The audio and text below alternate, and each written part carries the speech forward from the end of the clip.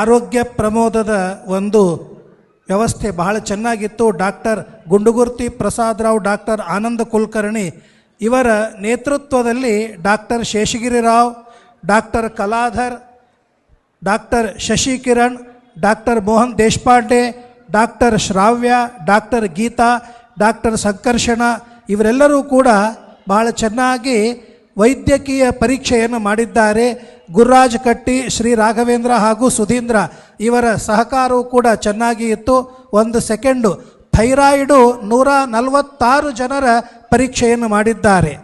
ಫ್ಯಾಬ್ರೋ scan 75 ಜನ, ಒಂದು ಟೆಸ್ಟಿಗೆ 7,500, 75 ಜನರಿಗೆ ಅವರು ಫ್ರೀ ಆಫ್ ಕಾಸ್ಟ್ ಮಾಡಿದ್ದಾರೆ. ಆಮೇಲೆ ಜನರಲ್ ಚೆಕಪ್ಪು 135 ಜನ, ಐ ಟೆಸ್ಟ್ ಮಾಡಿದ್ದು 92 ಜನ, ಒಟ್ಟು 448 ಜನ ಇವತ್ತಿನ ದಿವಸ ಆರೋಗ್ಯ ಪ್ರಮೋದದಿಂದ ಮಹಾಸ್ವಾಮಿಗಳವರ ದಿವ್ಯವಾದ ಅನುಗ್ರಹದಿಂದ ಅವರು ಉತ್ತಮವಾದ ಆರೋಗ್ಯವನ್ನು